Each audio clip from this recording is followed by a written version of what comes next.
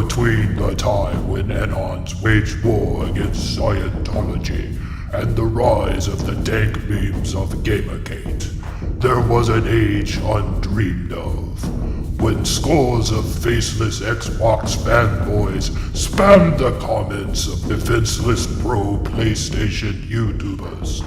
Upon this came El Presador, destined to wear the jeweled crown of the Trey Brotherhood upon a beastly brow.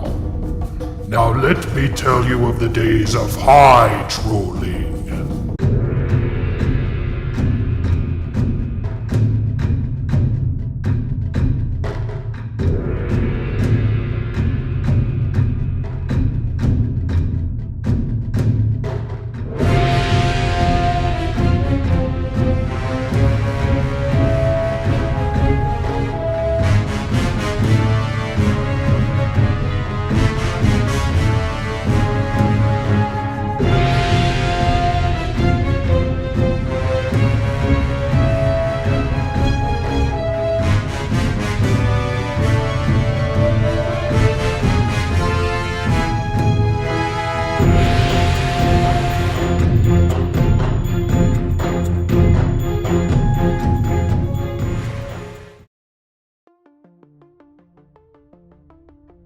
Hi there, I'm 7th.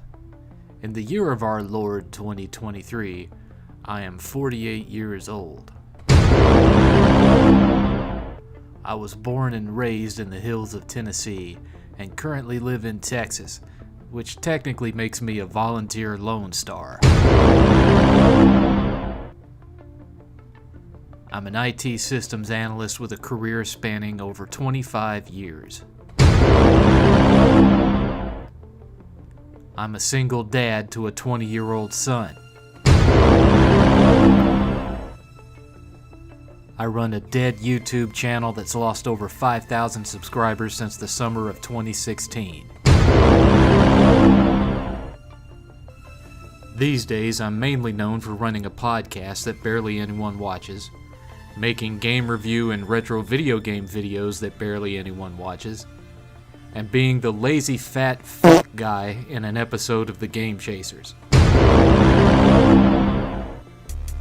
But there was a time, 14 years ago, when I was known for something quite a bit different, by quite a few more people. But before we get there, it's probably best to make sure you're up to speed on a few things.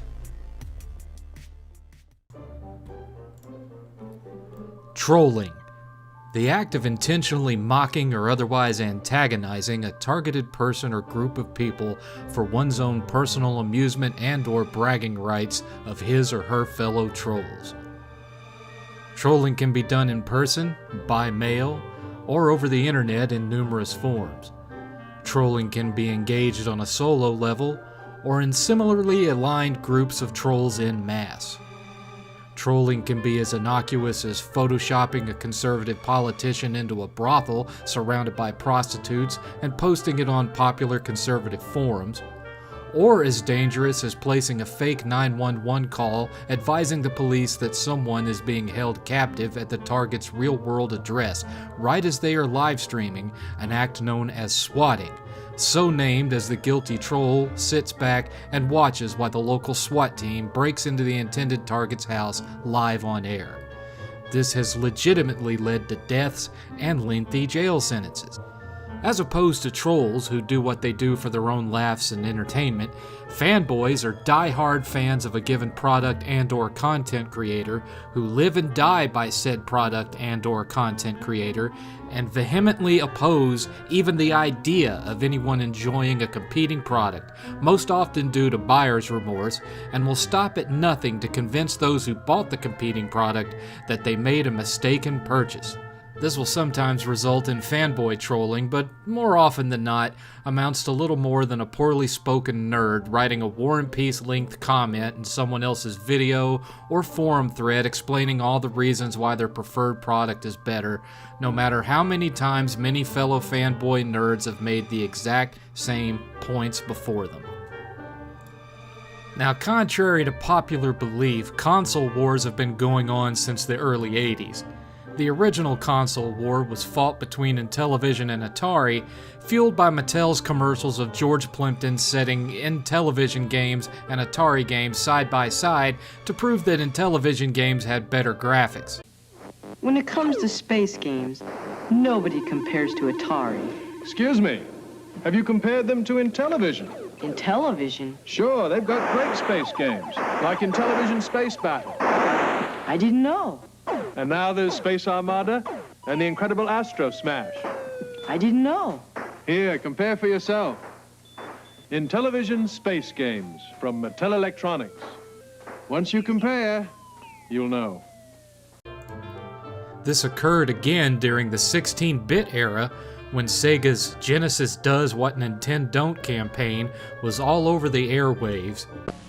Genesis does 16-bit arcade graphics. You can't do this on Nintendo. Genesis does 16-bit sports action. You can't do this on Nintendo. Genesis Does. Genesis Does. Genesis Does. Genesis Does. Genesis does Get Joe Montana free, Pat Riley free, Buster Douglas free, Super Monaco GP free, or Collins free. Genesis does. What Nintendo don't. Buy a 16-bit Genesis system between now and October 31st and get an extra game. Gaming was more widespread, no longer just a nerd hobby, so it was not uncommon to see two skate punks start a small riot in the school cafeteria over whether Sonic was better than Mario. Of note, NEC tried to get in on this as well with their TurboGrafx 16 commercials, but let's be honest, there was only one kid at school who owned a TurboGrafx 16, and he sat alone in the cafeteria and hoped no one would find out.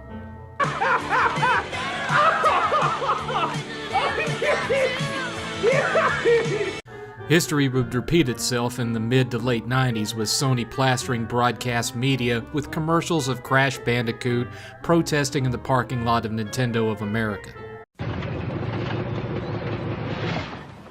Hey, plumber boy, mustache man, your worst nightmare has arrived. Pack up your stuff. I got a little surprise for you here. Check it out. What do you think about that? We got real time, 3D, lush organic environments. How's that make you feel, buddy? Feel a little like your days are numbered? I'm gonna have to ask you to leave. You're hurting my elbow. Is that Italian? No, Bandicoot is an Australian name. By this time, the World Wide Web had arrived, but was still in its infancy.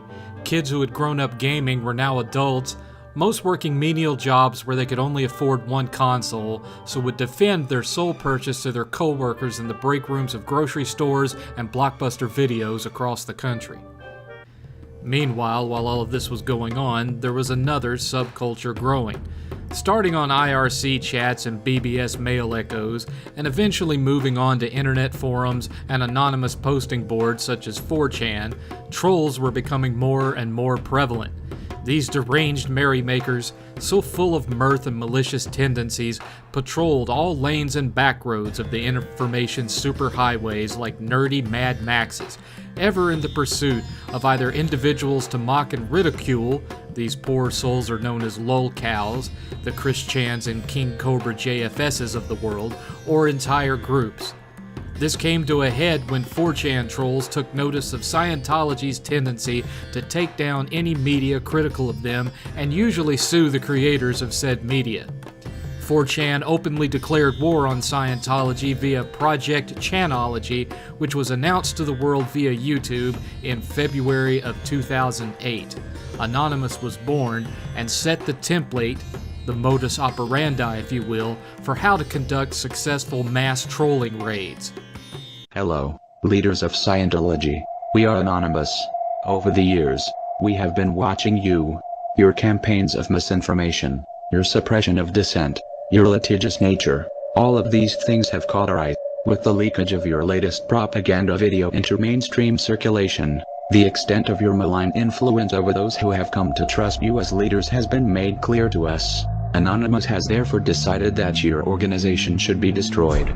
For the good of your followers, for the good of mankind and for our own enjoyment, we shall proceed to expel you from the internet and systematically dismantle the Church of Scientology in its present form. Now, let's briefly set the Wayback Machine for 2005. After getting their ass handed to them by the money-making monster that was the PlayStation 2, Microsoft decided they needed a Hail Mary to get ahead on the next generation. They rushed their next console through R&D and production and released a highly technically flawed Xbox 360 a full year ahead of their competition, the Nintendo Wii and the PlayStation 3. While this did lead to the infamous Red Ring of Death, costing Microsoft billions and replace broken consoles. Aaron, this isn't a new problem, but it may be getting worse as hot new titles get lots of gameplay and this happens. 3 red lights. The red rings of doom signal that your Xbox 360 is fried. Microsoft hasn't specified the cause, but users say the console's cooling system just can't take the heat of a lot of play. Gamers like Jason Bean have been blogging about it. He says Microsoft's been great in sending out a box for him to ship back his Xbox. He just has to wait. Mine just crashed this holiday season. My son's birthday is coming up this Saturday. We were going to get him some new games. But with the Xbox out of commission, getting him a game he can't play for another 3 to 5 weeks is pretty much of a downer for him. But one fix may not be enough. The Betcher brothers in Minneapolis play a lot, and they've gotten to know Microsoft tech support quite well. One Xbox has been sent back 3 times, which would be our 4th Xbox. The other 2 Xboxes were sent back once, so we're on our 2nd Xbox on each one of those. We sent one back that had, couldn't read the disc and it was freezing when you started it. So we sent it back, get one back, turn it on. It didn't even work. Then there are the self-help videos on YouTube. You're gonna need some towels for this. And the famous towel trick, you wrap the Xbox to get it really, really hot, then let it cool, and bingo, it works. Ethan Lavoie in Los Angeles, though, found out that works only temporarily. It worked the first time, but then when I turned it off and came back the next day and tried again, it didn't work. He eventually sent his Xbox back to be fixed, and while we were there, the refurbished Xbox froze up. The tactic ultimately worked, as by the time the PS3 was released in 2006, the Xbox 360 already had around 5 million units sold. Around this time, there was a forum within the GameSpot forums called System Wars. It eventually branched off into its own independent website that's still up and running today. But in the 2005-2006 window, it was still part of GameSpot.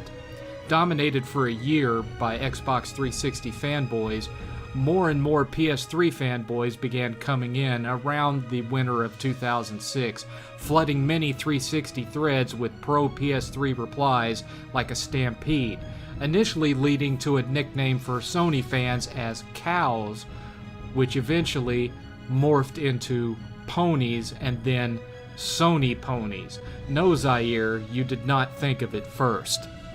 Meanwhile on YouTube, the opposite was going on. Most of the videos were made by nerdy PlayStation fanboys, posting their Old Testament-sized lists of why the PS3 was superior to the 360, but getting their comment sections flooded by faceless, videoless Xbox fanboys, known there as Xbots, due to them all repeating the same insults and counterpoints as if all were programmed by the same individual. Seeing this, one of the most respected pro-Xbox contributors on System Wars, a soft-spoken, smarmy Canadian troll known as General MLD, began posting counter videos from his mother's music room in 2009. The faceless, voiceless Xbots swarmed around him, naming him as their de facto leader. A small handful of them inspired by his tactic of simply stating that the Xbox was ahead in sales and had more single-A, double-A, and triple-A first-party games than the 360, actually went out and bought webcams and began posting their own videos. However, this resurgence of the 360 fanboys on YouTube in 2009 was not really so much in reaction to your typical Sony PlayStation fanboys with their incredibly long Greek epic lists of PS3 advantages. Oh no. It was really in response to an event that happened a year prior, specifically on June 21st, 2008, when a mentally deranged construction worker in Ohio who went by the name El Presidor on YouTube had decided to purchase a PS3, and in researching the video game Resistance: Fall of Man, found numerous arguments going on YouTube between PS3 and 360 fanboys. Being the deranged, possibly psychopathic individual that he was, he saw this as both a prime opportunity to get some lulls from trolling and maybe even make himself E-famous. He plopped down in his recliner, fired up Resistance, and told his non-existent cameraman that it was time to go troll some nerds. But that, my friends, is another story. Fire up Resistance, baby! Fire up Resistance! Fire it up!